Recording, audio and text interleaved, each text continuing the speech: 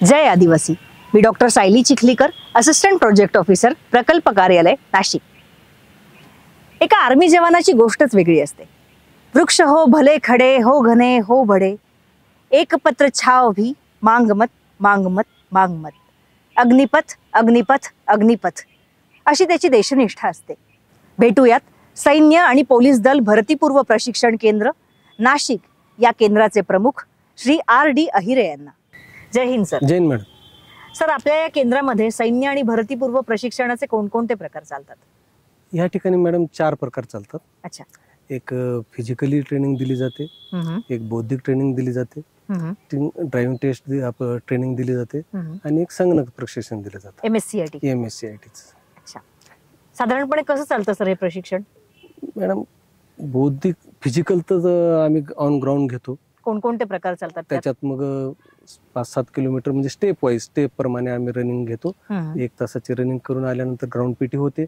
Ground PT मध्ये मग उंच उडी, लांब उडी, गोळा फेक, जे ग्राउंडवर ऑन ग्राउंड जी ट्रेनिंग घेतली जाते त्याच्यातलं मग 100 मीटर धावणे, 1600 मीटर धावणे, गोळा फेक करणे, लांब उडी, हे ऑन ग्राउंड याच्यामध्ये केलं जातं. अच्छा. सर, बौद्धिक मध्ये काय असतं? बौद्धिक प्रशिक्षण? बौद्धिक मध्ये पोलीस भरतीला जे काही लागणार मॅथ्स आहे, बौद्धिक रिझनिंग, बुद्धिमत्ता आहे, आपलं काय म्हणतात त्याला, मराठीचं व्याकरण आहे, मराठी परिपूर्ण आपण त्यांच्याकडनं ते करून घेतो. आणि ते 12वी पास विद्यार्थी राहतात, त्यामुळे त्याला पिकअप करायला बी काही एवढा काही त्यांना वेळ लागत नाही. आणि मग जे काही पोलीस भरतीचे शेड्यूल आहे त्या आपलं जे काही 50 मार्काची टेस्ट असते, 50 मार्काची टेस्ट, 50 मार्काची टेस्ट, त्यात 25% विद्यार्थी निवडले जातात. त्याच्यात मग आम्ही जे 8 दिवसाचा बौद्धिक क्लास चालतो त्याच्यातलं शनिवार दिवस स्पेशली त्यांचं टेस्टसाठी रिव्हिजन दर आठवड्यात पेपर घेतला जातो. आणि त्याच्यात त्यांना प्रोग्रेस रिपोर्ट दिला जातो की बुवा तुम्ही आतापर्यंत काय शिकलात आणि 8 दिवसाचा हा तुमचा क्लासचा परफॉर्म आहे, असं दर शनिवारी आमचं रिटर्न टेस्ट विद्यार्थ्यांकडनं केलं जातं. तसंच तिसरा सब्जेक्ट येतो आमचा MSCITचा. MSCITचं तर ऑलरेडी ते ग्रॅज्युएशन वाले असतात, 12वी पास मुलं असतात. ते संगणकाचं जे काही ज्ञान आपलं दिलं जातं त्या पद्धतीने आपण MSCITचं ट्रेनिंग त्यांना या ठिकाणी दिलं जातं. चौथी गोष्ट ड्रायव्हिंग टेस्ट. ड्रायव्हिंग टेस्टसाठी लागणार जे काही हे त्यांना आपण पहिलं प्रॅक्टिकली ऑन ग्राउंड क्लासमध्ये ते लेक्चर दिला जातो की ड्रायव्हर म्हणजे काय आणि ड्रायव्हिंग मध्ये करण्यासारखं काय काय नियम कुठले, रिस्क काय, आपल्याला करायचं काय, ते ऑन ग्राउंड आपलं क्लासमध्ये शिकवल्यानंतर 2-3 दिवसाचा क्लास घेतल्यानंतर त्यांना आपण गाडीजवळ नेऊन गाडीची जनरली माहिती दिली जाते की क्लच कोणता, ब्रेक कोणता, ऍक्सिलेटर कोणता, स्टेअरिंग कोणता, कोणत्या वेळेस काय करायचं, हाताचे इशारे कोणते द्यायचे. या गोष्टी 2 दिवसानंतर घेतल्यानंतर ऑन ग्राउंड आपल्या लोकेशन मध्येच त्यांना थोडी ट्रेनिंग दिली जाते आणि त्यानंतर आपण बाहेर रस्त्यावर त्यांना परिपूर्ण आपण बाहेर सिटीमध्ये घेऊन जातो. सर, आपल्या केंद्रात निवड होण्यासाठी दर बॅचला एक साधारण हजारो ऍप्लिकेशन्स येतात आणि त्यापैकी फक्त 100ची निवड होते. बरोबर. आणि त्यातही 20-25 वेटिंगला असतात. तर ही सिलेक्शन प्रोसिजर कशी असते? मॅडम, आपण दर 4 महिन्याला आपलं न्यूज पेपरमध्ये किंवा आता जे संगणक आपलं याचं मोबाईलचं युग आलाय, व्हॉट्सअप, सोशल मीडिया, याच्यात पूर्ण आपल्या नाशिक जिल्ह्यासाठीच आपण हे करतोय. कारण संख्या जास्त असल्या कारणानं आणि आपली मागणी 100 मुलांची, त्या निमित्तानं फक्त आपण आपल्या नाशिक जिल्ह्याच्या PRTC साठी 100 मुलांचं सिलेक्शन करतो. त्याच्यात दर 4 महिन्याच्या बॅचला आपण जाहिरात देतो. जाहिरातीसाठी एक तारीख नियुक्त केली जाते. एक तारीख म्हणजे त्यांना त्या फॉर्म भरण्यासाठी कमीत कमी 25 दिवसाची मुभा दिली जाते. त्या 1 तारखेपासून तर 24-25 तारखेपर्यंत जे बी काही असेल त्याच्यात ते 25 दिवसाचा वेळ दिला जातो. ते मुलं दररोज येऊन 10, 20, 50, 100 विद्यार्थी येऊन फॉर्म भरला जातो. पहिलं त्यांचं चेस्ट, वेट, हाईट मोजून जर तो पात्र असेल तर त्याचा फॉर्म भरला जातो. आणि असं पात्र करून करून तरी सुद्धा जेंट्स म्हणजे विद्यार्थ्यांची संख्या 1000 ते 1100 तर ह्या आजपर्यंतचा रेकॉर्ड आहे की 1000-1100 पर्यंत मुलं फॉर्म जातात. मग ते जी आपण तारीख नियुक्त करतो त्या तारखेला ते ग्राउंडसाठी आपण बोलवतो त्यांना, त्या दिवशी रनिंग ग्राउंडमध्ये फक्त एकच इव्हेंट घेतो आपण रनिंगचं, 1600 मीटरचं. 1600 मीटरचा टायमिंगला त्यांना 4 मिनिटाचा 4.5 मिनिटाचा सिच्युएशन बघून आपण टाइम देतो. सिच्युएशन बघून टाइम देतो, वेळ काळचं. आणि त्या टायमिंगनं जे पात्र विद्यार्थी त्या वेळेत येतील त्यांना आपण लेखी पेपरासाठी आमंत्रित करतो. अच्छा. मग कमीत कमी 1000-1100 जरी फॉर्म आले तरी 250-300 विद्यार्थ्यांना आपण लेखी पेपरासाठी पात्र करतो. ओके. आणि लेखी पेपर त्याच दिवशी 50 मार्काचा लेखी पेपर घेतो आपण. 50 मार्काचा राहतो, 50 प्रश्न राहतात, त्यांना 1 तासाचा वेळ दिला जातो.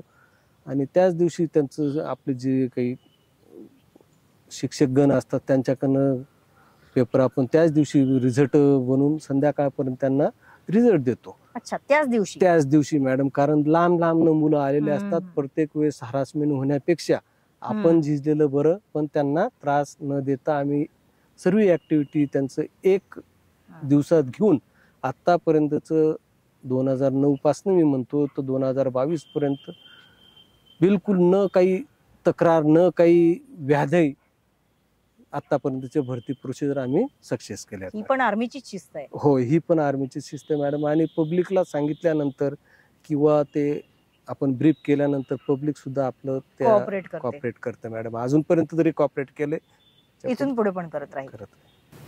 सर, आर्मीत असताना तुम्ही 3 पेक्षा जास्त राज्यांमध्ये काम केलेलं आहे आणि पोखरणच्या स्फोटाचे आपण साक्षीदार पण राहिलेला आहात. आर्मीची ही शिस्त PRTC मध्ये आणण्याचा तुम्ही कसा प्रयत्न करता? 22 वर्षाचा मला अनुभव आहे मॅडम. आणि तो रिटायरमेंट नंतर सुद्धा मी आजपर्यंत तो पाळला आहे. आणि तिथला आणि इथला जो काही आर्मीचा काही रूल रेग्युलेशन नियम आहेत ते या मुलांवर हळूहळूरित्या 4 महिन्यात मी त्यांना काय देऊ शकतो तो देण्याचा मी प्रयत्न करतो. आणि ते मुलं आत्मसात करत आहेत हा मला परिपूर्ण अनुभव आहे. मुलं असो मुली असो, त्यांना माझा जो अनुभव सांगितल्यानंतर किंवा तेच हे केल्यानंतर मुलं कॉपरेट करतात. पण मग सिव्हिलियन आणि आर्मी या दोघांच्या शिस्तीत फार फरक असतो. ह्या मुलांना कोप अप करायला काय अडचणी येतात?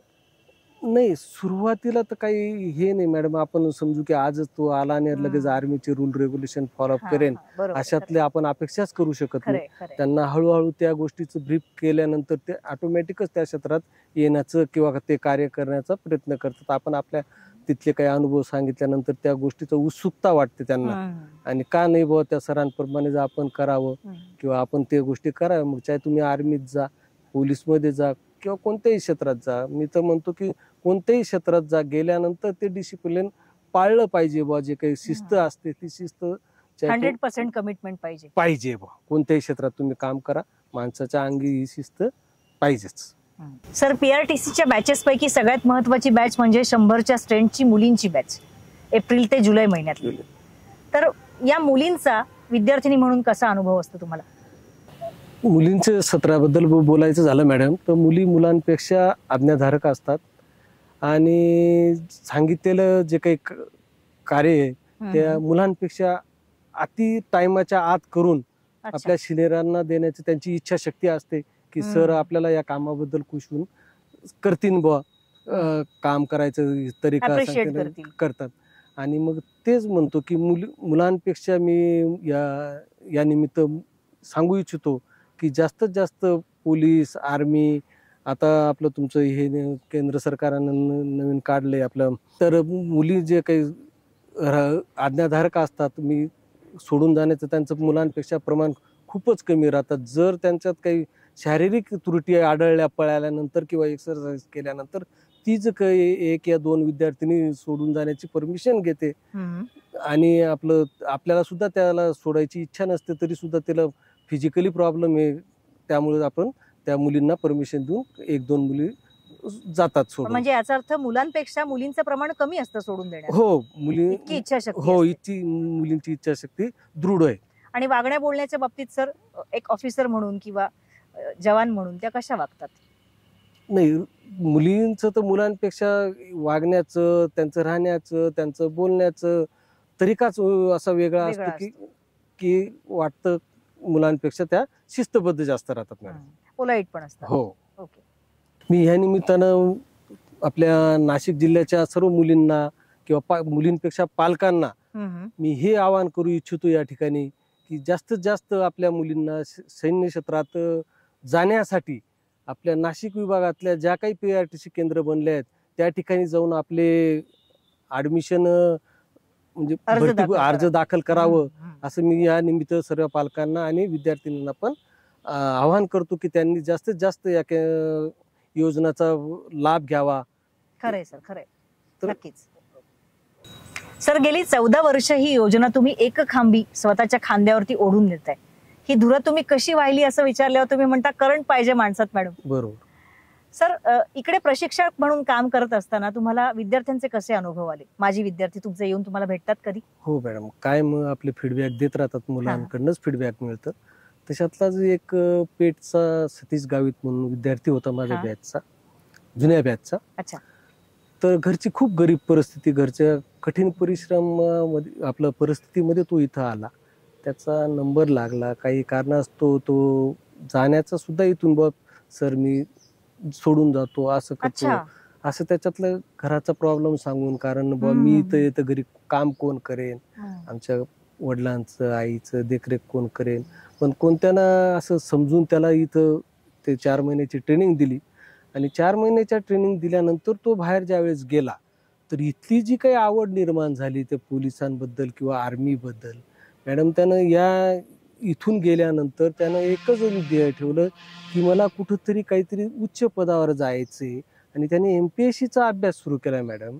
आणि पहिल्याच याच्यात म्हणजे अभ्यास करत गेला तो, पहिल्याच याच्यात प्रयत्नात त्यानं आज तो MPA ला आपल्या नाशिकाला MPA PSIच्या ट्रेनिंगला आज ट्रेनिंग चालू आहे. तो जुलै अखेर निघेल. असेच भरपूर विद्यार्थी, माझी माग माधुरी चौधरी एक लेडीज होती, माधुरी चौरे, ती महाराष्ट्रात लेखीमध्ये प्रथम येऊन आज ती मुंबई नाका म्हणजे नाशिकमध्ये ऑन ड्युटी करत आहे. Ladies constable. तर ते अशा भरपूर सांगायला भरपूर आहेत मॅडम उदाहरणं की या केंद्रातनं पोलीस मध्ये झाले, PSI मध्ये झाले, आर्मी मध्ये झाले, असे भरपूर विद्यार्थी आहेत मॅडम. चांगले. सर, PRTC योजना इतकी यशस्वी होण्यामागची कारणं काय आहेत? सर्वात मोठं कारण म्हणजे रेसिडेन्शियल राहणं. अच्छा. सर्वात मोठं कोणतेही केंद्र बघा, कोणतीही संस्था बघा, ज्या आपल्या आदिवासी विकासच्या संस्था आहेत तर 100% संस्था रेसिडेन्शियल आहेत. मग त्याच्यातच मी स्वतः वैयक्तिक 24 तास मुला आणि मुलींच्या जीवन सत्र राहिलं त्या 24 तास रेसिडेन्शियल राहतो आम्ही. आणि मी आणि माझा पूर्ण स्टाफ त्या मुलांच्या सेवेसाठी 24 तास आम्ही अवेलेबल राहतो. जे काही कमी पेशी काही निर्माण होते ते आमचे ऑफिशियल स्टाफ ते पण पूर्ण करून देतात आजच्या याप्रमाणे. आणि त्यांचं काही जे काही मार्गदर्शन लाभलंय त्यांच्या मार्गदर्शनानं आणि आमच्या ऑनग्राउंड प्रयत्नानं आपली ही योजना आहे परिपूर्ण 100% तिला पुढं घेऊन जाण्याचं काम आम्ही त्यांनी आपलं मिळून आम्ही ऑफिस स्टाफ आणि आमचे भरतीपूर्व प्रशिक्षण केंद्राचा स्टाफ आपल्या विद्यार्थ्यांसाठी आम्ही परिपूर्ण अहोरात्र याच्यासाठी आम्ही काम करत आहोत. सर, आपल्या या केंद्रातून असेच प्रज्ञावान विद्यार्थी घडत राहोत ही अपेक्षा आणि आपल्याला खूप खूप शुभेच्छा.